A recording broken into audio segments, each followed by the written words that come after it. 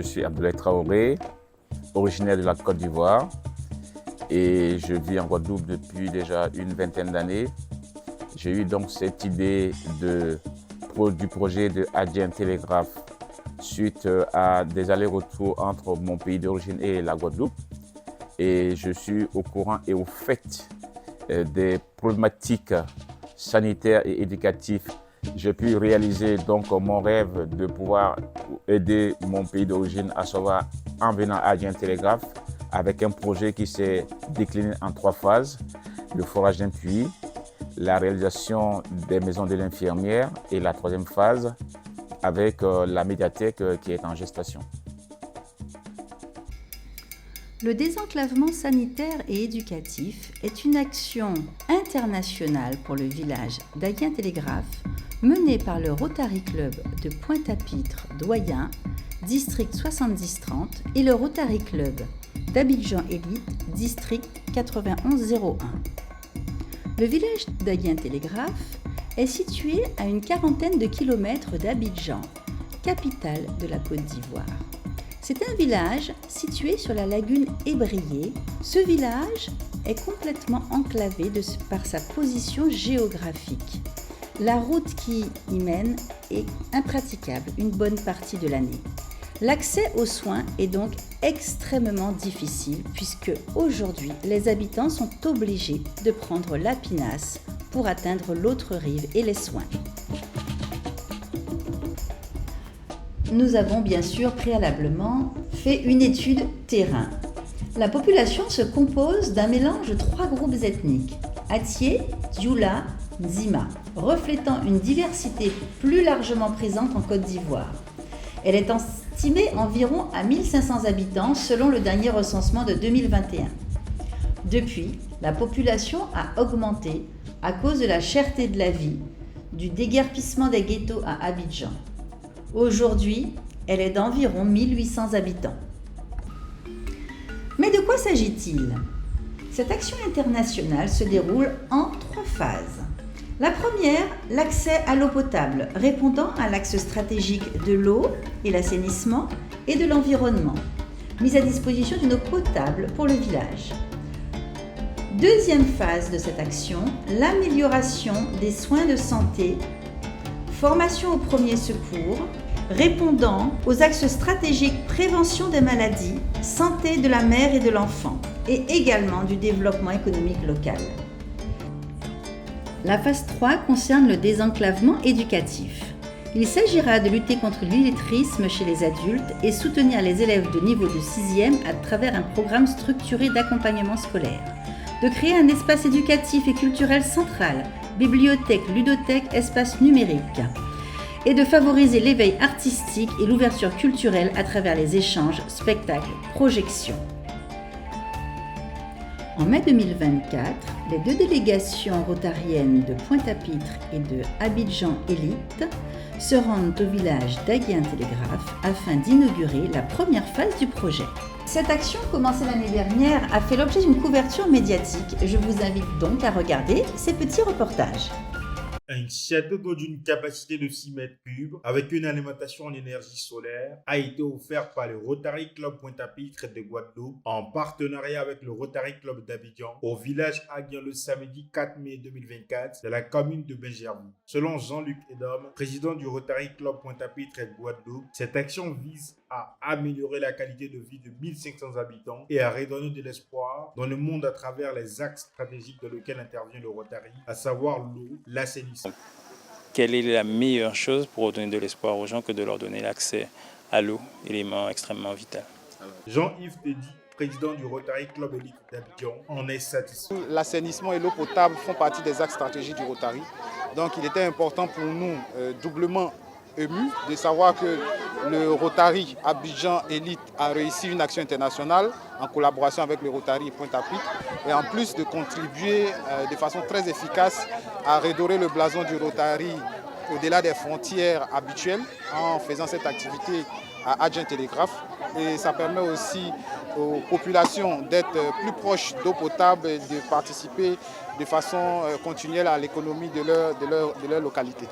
Yadé Jean-Baptiste, chef du village, a exprimé sa gratitude. Je tiens à remercier le Rotary et tous ses membres. Je tiens à remercier tous ceux qui de près ou de loin ont contribué à la réalisation de ce château d'eau. Nous sommes aujourd'hui très heureux, très contents, très émus et je ne peux que demander à Dieu de leur donner santé. Et là où ils ont pris de l'argent pour nous venir en aide, que Dieu leur rende au centuple. Faut-il noter que les actions des Rotary Club visent à améliorer la santé des communautés vivant dans les zones les plus reculées? La première phase d'accès à l'eau potable terminée, nous entamons tout de suite la deuxième phase, le désenclavement sanitaire à Aguien-Télégraphe, qui consiste en la réhabilitation du dispensaire et en la construction de 2 villas de soignants afin de les sédentariser. Cette deuxième phase voit son apogée le 1er février 2025, date de l'inauguration.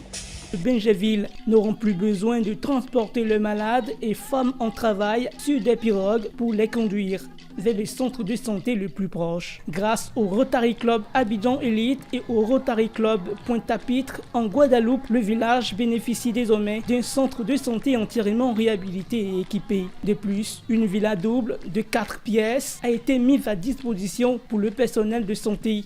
Le tout pour un montant global de dons s'élevant à $100 000, soit environ 65 millions de francs CFA. La cérémonie de remise des clés et des dons s'est tenue le samedi 1er février 2025 dans l'espace public du village. C'est vraiment très dangereux et souvent, jusqu'à ce qu'on arrive à l'autre rive, il est déjà trop tard. Par le don de ce logement de soignants, nous allons pouvoir sédentariser en fait les soins ici à Aguien-Télégraphe et éviter que les populations soient obligées de se déplacer.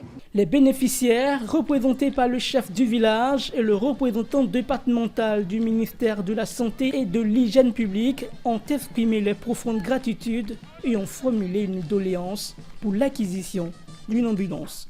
Je suis l'homme le plus heureux aujourd'hui parce que ce projet date de très longtemps et aujourd'hui, grâce à leur aide, ce projet-là a vu le jour. Je voudrais dire merci. Merci à l'État de Côte d'Ivoire aussi qui a accepté de nous affecter des infirmiers et des sages-femmes dans ce village. Le centre ne dispose pas d'ambulance. Donc le cri de cœur, c'est de faire en sorte que, bien entendu, les partenaires qui sont là, moi également, ferai toujours le plaidoyer auprès du ministère que le centre soit doté d'une ambulance en vue de pouvoir évacuer les cas de complications vers l'hôpital de référence. Il convient de noter que cette initiative s'inscrit dans le cadre de la deuxième phase du projet d'aide à la localité. Après une première phase qui a permis l'instauration d'un accès à l'eau potable grâce à un forage et à une fontaine alimentant gratuitement les habitants du village. La troisième et dernière phase du projet sera dédiée à l'éducation. En tout cas, je trouve que c'est une très super idée.